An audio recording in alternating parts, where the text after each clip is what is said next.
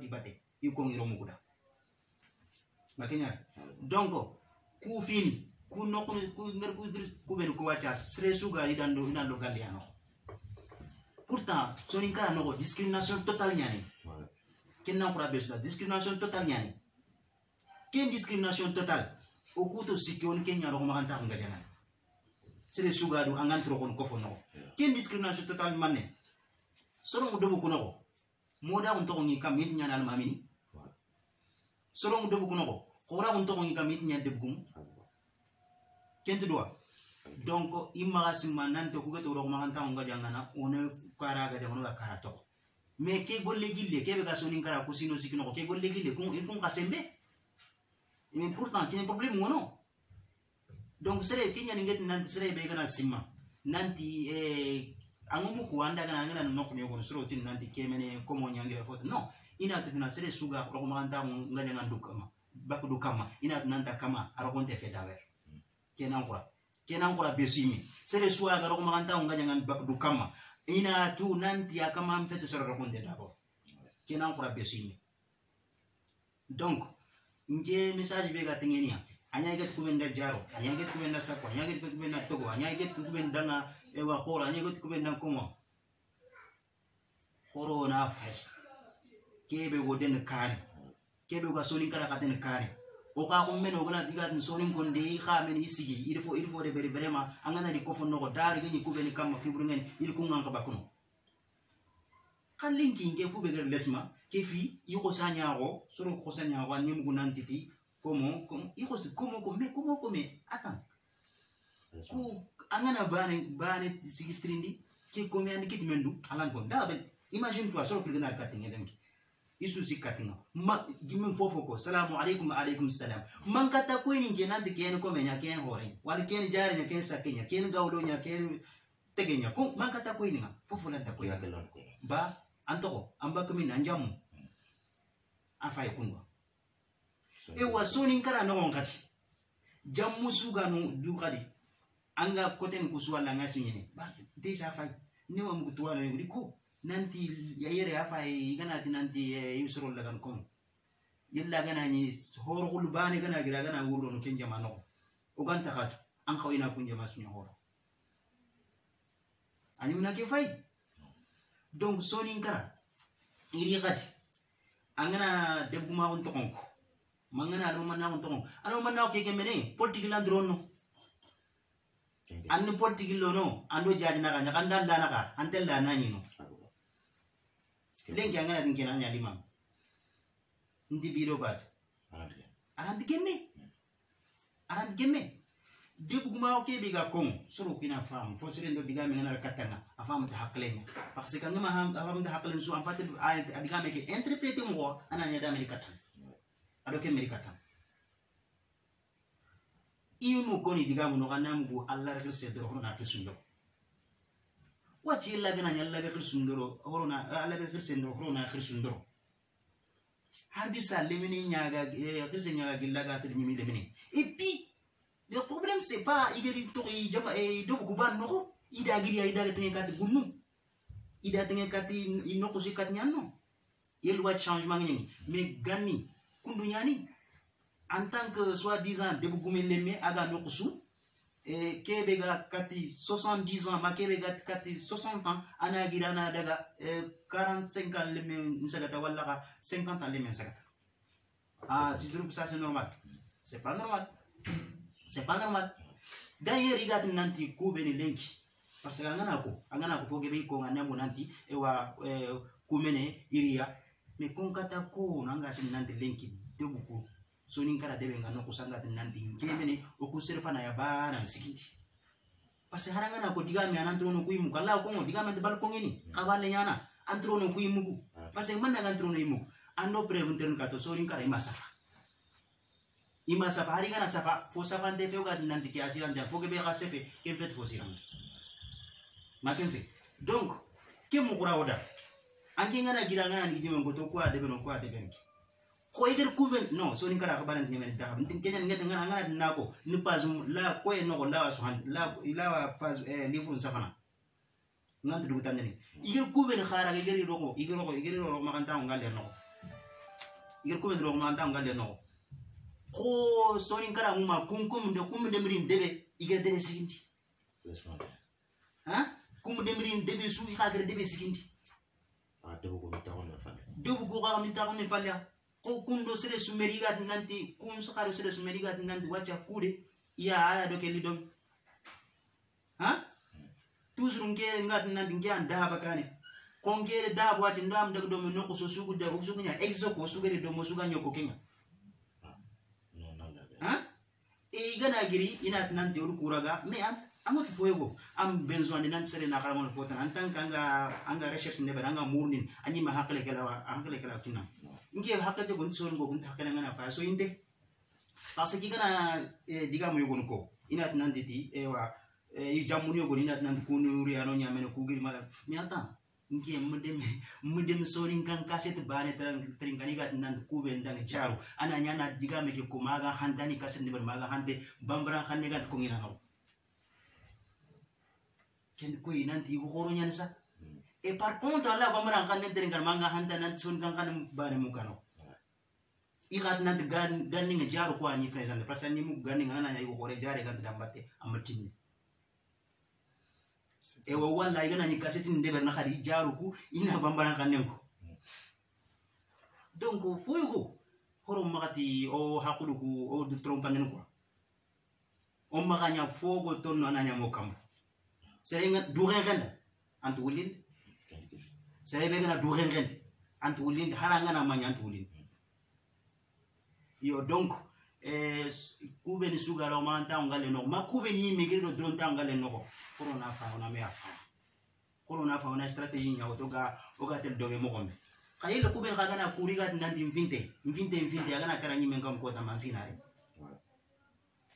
ido suru golle no ko ido sokoy angana tanke ngudo buga nang du trompani ngawri kinya ko diga men no wati gondo men do solung buga men ni gondo men se gan ke fala sun solle donc seresu anna fa anna tu anga ka golle bere bere anna ngan ka golle bere bere kat sonin kat il est temps jeunesse ke no seresu garanga siki angala wa en possibilité beda anna de beri vraiment jama ki la nafa kitam ko fo ki la nafa kitam voilà maremu toujours kunu ya khado kha jerta binu kwa dome ibedes khirsu yo igo dan taxane lenki kundu yo president wala ile katanga khati tirindi bano makatanga yo katoga jofen kato serenku yo kenni asoro ku habeni ga du lenki kotake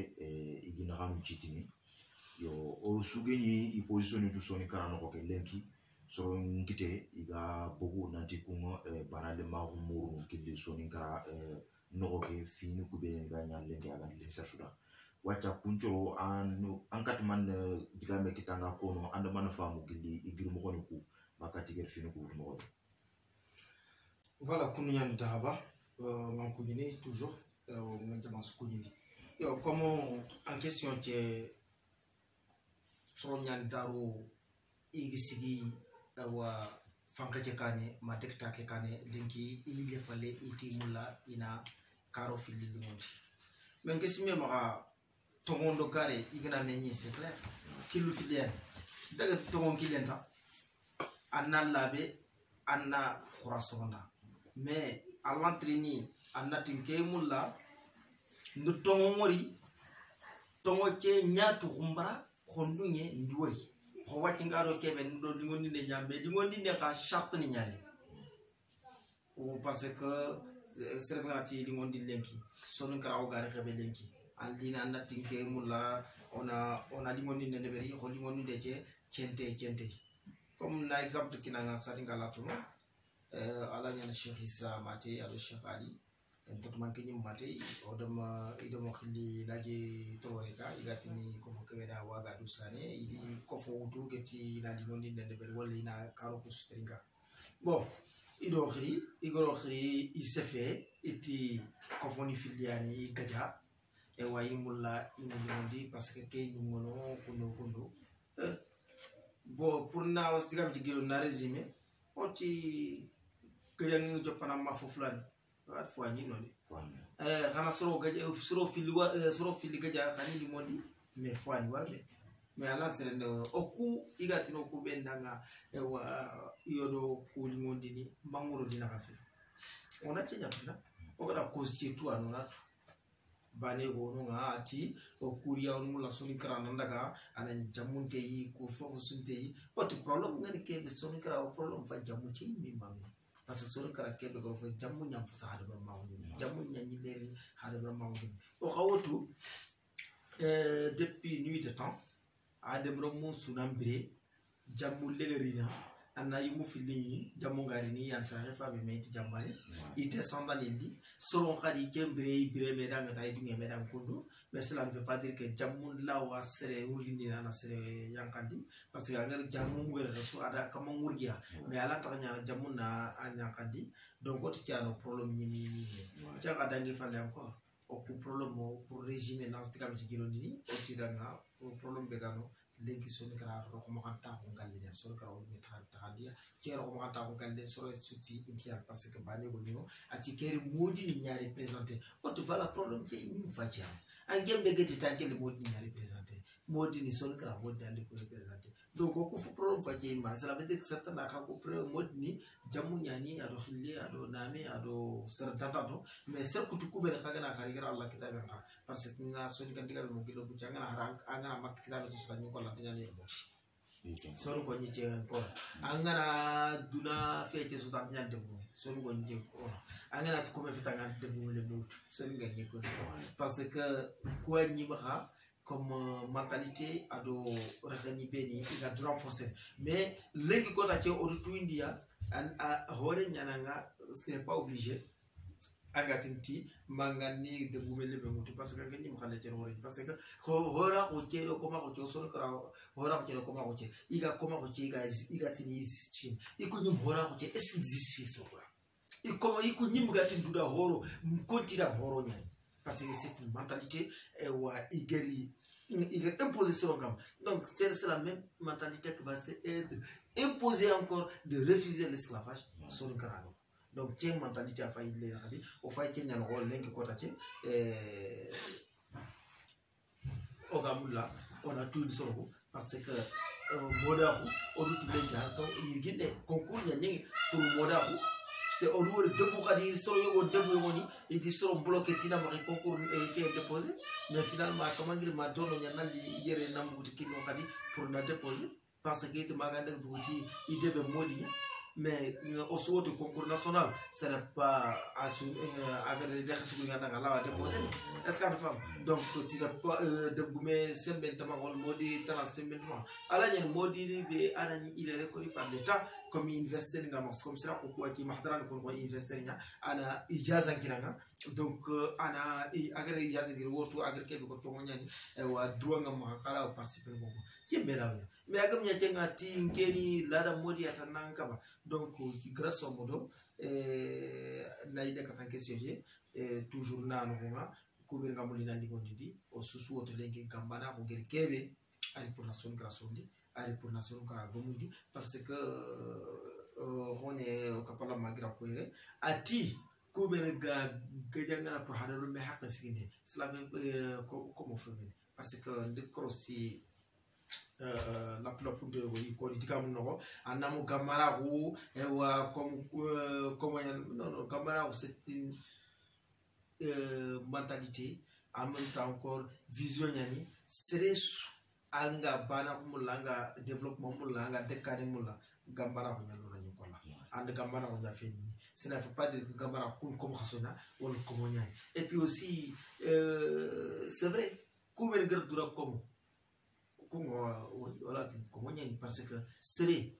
anyan horenya à partir d'un comportement de mentalité anyan komenya à partir d'un comportement de mentalité est-ce que donc kunga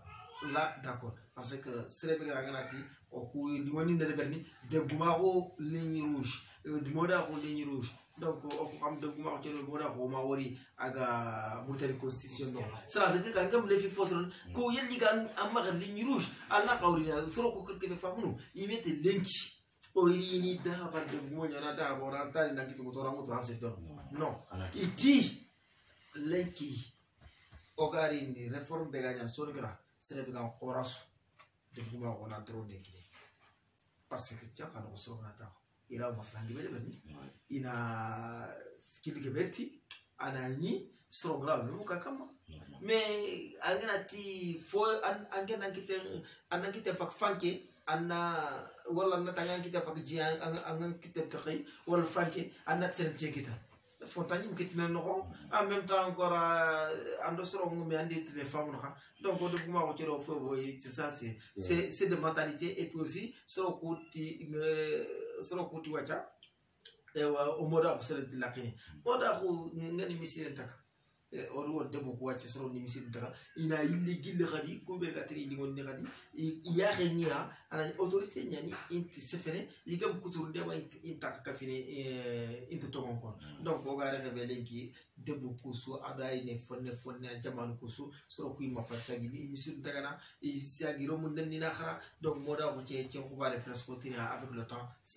ci gagner mais parce que o doit kundan nyum no soro nyum sagi misile mutu iga salintia donc misir kurmo sage to kana tagayle srongi tagantia de bu wax ci khadi akhaya kilu parce que dori de bu ko no sira ko hakatini ang debe wala de mu filane parce que pourquoi ci khabila khise wala ci jamaya ma ci jamaya ma donc su iri fenya gouvernement ta akhaya poser khaya khasu ke de kat plan ba ta ande bu non de bu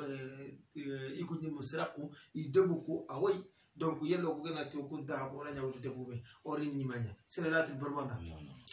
on a fait l'exemple Birante connaît actuellement à Nikamala ou sous Deboume de Bétia du département on exemple en France et puis aussi d'Antanto Khadidjopa avec le temps ça va partir en même temps Deboume so on va dire on dit qu'on fait ce non à Nikamala ou sous Harigam tellement actif mais c'est doucement voilà. Ok, termine la question d'Abdi. Ouais, moi toujours conduit à Tauro, toujours qu'on émission de Gomarlen, pour le description direct, donc on va faire un cadeau cher Kevin Nagani Charissa. Charissa là du président de Maromundanga, donc on a tous les bien Charissa, donc on a un jambo d'extrait.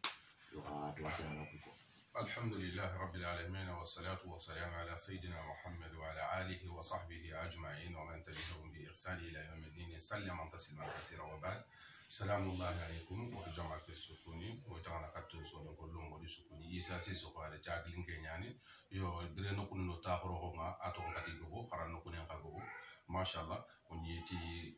ماليبانغ نيجر أبرو أفعله وساق كتكون جماعة السنغال ويلي كتكون مرتنا كذا كانوا جماعة جماعة نبونيا رومويا إن شاء الله ربي يساسي سكوا نسمعنا وسمير كذا السلام الله عليكم. Voilà, pour nous, on va toujours sous oito cerebrenisa, dengi gamara kama selen kono seredangi. E wacho gamulo na trini na vetrine na ga dili soni karamo oke. Ivedes kofonya siginde ngil harbre na kapen chikin ngani. Donc ivedes maneni ivedes ma kat soni ko. Alhamdulillah ya rabbil alamin. Tolumon ta ko ado nyokonta ko ado haklisra ko aton kadi fisiri ngannende yegere wutu ivedes yegere wutu. Kat soni ngararomo. Nanti hada merem mencusu yambana kibogo bakme kenya allankane ke ano bakme seribe allankane ngana fumu dinanta su allankane kenya ni atongar soron tufu kalamute ki ivedes maka afilande ngene kebe ivedes amta kunanti assasio bania no ONG kan anmugu ay katta gili na buru marano de mande nga ariya ke ngomaka ayo katta kat sohano de mande ke ngomaka ay katta fu gebe ke ngomaka no munun karange bare adu jare kanu nga kawati yan mo ko kusu baru ngomaka ivedes o mata kunanti oyi ko ma hu bani kajanga parce que angara fu gaja an surma dio ko nyawta no kun kaga takana kati e hada murumu ko igan kata baka problème ko ko kusu maka ivedes maka alhamdulillah rabb tabarakallah rabbil alamin qui begin problème pour coré parce que il veut dire développement il veut dire une volonté pour le développement et bonne action donc développement lent ñana noko ko ma ngano ando fofo su ganari agan kawante développer la ko ma ngano musala yingolla ko sulake donc kiani problème coré bi agoma kayfina donc soni gara ko ma ko ni buteli ñano kara kante intumul serega ko mais ayambur ko ma ko su angatu dunaro parce que sura kondi keme ko ma ko ga sere la kan nangol nyamo dina nyamo ko sina fofo su nyanga mais il suffit kangara Allah kitabe en karata angara faare tunda karata ina ngalla ya nga development du mais so ni ngara kembe i comprendre serebe me kenya serebe me do Allah tingengen serebe do Allah tingengen sonin kara burenta kamanyima donc ku yana fini be ni ga do comme par exemple o gara ko sasa ato digam yugo no ko na o ndon katke digame e wodo family ta fati o kundo akato kismane balaji ni odi ta wakati ko kundo o gari yogori do nga yo ati kiri modino ko ya representer o ko hakere fam mo gombe atfa mo fa Allah faare no ko mo sallallahu alaihi wasallam nanti nganti yersutu ano nyani be mais amre Allah faare representer li modino ko ya representer tuana lina Allah faare nya representer ki o kutuan wana Allah faare ndangera ambassadeur ni yanoy woni Allah faare nya representer mais atiri modini nya representer aha ugur wor sonin kara kre gikinya dingra ke besasa modini ko an sonin kara kara manan kinya dingra go sel sukan tumuli gatin dan sonin ga yara yirdo igana continue kun khakati wonto Allah bang inshallah subhanahu wa ta'ala seren takar sonin ga kan ko sorli ni ko hakki nga kan ne ko ngena bawoni itina sel seren ke fi sonin yani serella ga kotu akeri apagande debe akumuji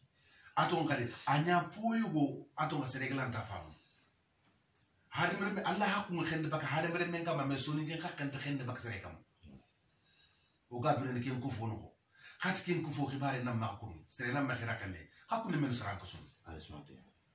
kiani dongo ivede siria nalina ko bata khasburu sura gani su bro baka ton o suwana bane wana ahini wayana saxe fabe wono taxe lumundi wono mare ma lumundi wona nya saxe wona nya fabe wono rum qoro dome wona meya ku nchaga dome ato ngade angana karwa daga bulu ato ngal o suna su de bato wona me baatu de bato dome wona taxe de me da nokku sugana xam ba yani parce que o saga ne kati Allah faare ndiga me ke ya wona tagi ile kata are Allah faare bremo adiga men da bremo parce que ali haru kibi mu ma joye Allah faare di haru kibi mu ma joye ya haru kibari su yaktima ketari yegta nan ya harim binyariya no kempe parce que khabila ni nyanyi no problème ni ga khabila ni kudo khabila ni do mera ar kafa magara kafa ndi golle ndeber kenni ala jahad de bisabilillah ato ngadi ar kende ber kafa ndeber kafa palali stratégie tan ay dono Allah gar ken khakine ken manne ki khabila be problème ngara gare me mutu yimeli lanti kis muru ngar ki khabila ka to ya yimel mutu yimel lanti re men kar kiri nya adi balawunu kuraga di sura kunte e sunu go kutuano kubene garo gata kunu gata kenya ujine do ko manaka do fosine o gata kenya hakundo surobeni gata kunu meda kado surobeni kake golle suru khadina mishinun ta do me khadina madrasa ne ta do me khadina fos ta do me haku simme junda khakuma kat kun joro ke feta kananti danga ti komenya ke bana ni makati nan ti komenya e yani angana ta angana fa no sere ke misile ke ta khagana ro misile no khasu khato punu mbora kani to follake angunge ndaka mangunge anna poske ntiman to munna nyama kwa to munna Allah maka Allah gati mu'mini ni chuwa mbana hadam ru munju ya mbana Allah gara gedi game ko kebe khafata bakke me ken Allah kan nega kaga na misile ke aton ka dimman be hakun kunga kerne be kungu ko na khabakme Allah bana ka ta khabakme khason no muntu kebe khason no muntu Allah kan no ko maka kon kan Allah kon chakalla o baane anyo tegu no gaddi magir dange xaw sage wanda tegu na xawaja o tegu yon kay bi ñu su bange soninge ato kadi balawum bo xore yan c'est non seulement ki ka sebren tiraku iga pour me balawum bo duma de yani agiyema ka uredu kedo wala sama sonin kara silin ciri donc o irini wana yeb no ko sigindi folmane ala yanti question tan am ka andar na po inshallah donc kunu yan cheikh voilà donc andi sonin kara problème ko ngam ko beni andi ko donc parce que forme ment lenk ko ta sonin kara no ke comment on est à 100%. Donc sonin kara comment on do silama ko comment on no kan ben alhamdulillah tabarakallah rabbil alamin intu do me batte sonin kara koma ko an jahili kan koma ko nyampu nga sembe nyankatanda koma ko kebe Allah ka maro serenka mais koma ko ke ha fo la ko kerki mu manchu su tege atok fa la bani wacha atok ngare wala jahad ne ber soro beni ke bara Allah iganta mul islam ko ke mulla itora nga jufen islam ne ka woni gaja mi galli ato mi gandunge Allah kelima ke Allah drapo nan cege kamu ato ngari fabani drapo ni nayan kurulu ko mi fabani subhanahu nayan kurulu kunga ogani kiti hadi kun ka dele nyaare datti nyaare il suffit que il dunga danga nanti Allah ba ni anka betini mo ndanko nyana Allah danga ato kalimat shahada ko ige shahadatin ko ige sigete Allah na tuma Muhammad ana ne bime ato ngado sujud so saga salini confiance ngi kato isu nanti nya silamini wona ko to na ko ma ke grinde bakikama comment fait ke bane donc serebe gero silama ko no anta karatu ka akan ko gollo silama anka kin marna kam mo anka tin ken ko menya donc ku fini dono ke dangi en pala khadi wo mulona ko parce que rom mbara ni tel khara saudiani ato ngadi mamlaka saudi arabia ibane rom nyani tel dono misrani o ko meni telle o fabe ni meni telle o kismani meni telle ibane ya ni telle khanga tu igana telle do man telle parce que rom mon chakko si no ko rana no ko yanandi he o faande na kharanga na daga lino bane asa aka talbe ngana intel kharanno ko ngana intelle ando man telle ando kebe gatelania mbabe ni meniketu ngisima ni meniketu ngoko ni meniketu ngautel ngana daga ngana fosire be ndana re kati ngofo ni ngofo ke developper ndaden kari kyana talbe ngolle mais ha agana ni telle ina hakle mo manju surun hoga men no gonya ina hakle mo manjurun butel no gonya rakanta maneni antelle anaro safa indari andi wore khairu duwanu fi yogoni di doctorani nari yogoni do tuwa ke foso nchusunari ha tuwa ko ken ta foso tuwa ke na ko nyako ha dem ren men nyum kiki mi ayi me gabiran tungare ngalle no parce que maneni fo ya nya gritani ndaki tutu yetu maneni ana makata nanti il faut ha dem ren men nya ko me nyata ke nyana makay allah ke ngara ke nya ko adu umar hadis ndi dimambe soro mali gari sara horo kandi man khagari nya ko mo umar ha ato ngadi o suikentu nanti umar digami anti digami kundum ko agana digami be ko khara Allah fare ngam mate igana daga trindi ini umar digami ke sante yake donc c'est kundum be bo or kusu mais it's not seulement que inte sanse inte muli na sanse bo silama ko ka yerura ko nyana ko bo wacha ko ni yeruru parce que o mulo na fo yo trindi khaya iga ken ko la peut-être no ku diga mu ni trinka no kuma salam woriya o mulo nti ko khana khore ko no khore o kun khore to asrebe o ken der chrétien ko khore o chrétien on khore to asrebe bi ko muhammad gabriel mo gombe ko muhammadu awa amenja mo gabriel mo gombe asahaba ni gabriel mo gombe on khore on tukunya inte foyini inte garana inte golbure de berne idungan tenya ni kama mbeti i kama mbata burondo ki yi misidu no ya i hada muro mo karamu ni i dina posire litin ka soron soron tumbini nge har wori am musoni ko ngori ikutwa na su sugadu ma wori gar sarbane tubi parce que ando ke lantel kate har kafre be gari dina pam nan dada nga kafre ke danga way mahamud dina nek ato ko ma ko nyane mais o mulla nan tubi misika nga sele kitan ke ngama ngar tubi impossible à rentrer tubi donc ku problème ni soni ngana no ko ngasirin cirin iro mu ko be legi khara ina ori murni makina kan Allah inan kana la osu kama hada mere mem mo justo ko nyana abdu asto kan kome sere suntuno nga anto ko ngoro hore hada mere mem mo justo ko nyana abdu anu abdi abdallah abdi abdurrahman osu to kana abdallah orkiyatu osu ka nyana kome allah bani ata allah har kenya ko wadati mere mo justo ni ke allah da beti mo justo ni ke allah donc o xawaler no pour l'instant. Salam alaikum. Voilà, toujours moi toujours au Djendo Kwandeme, donc on va t'en servir avec le chef Ali Koulibaly.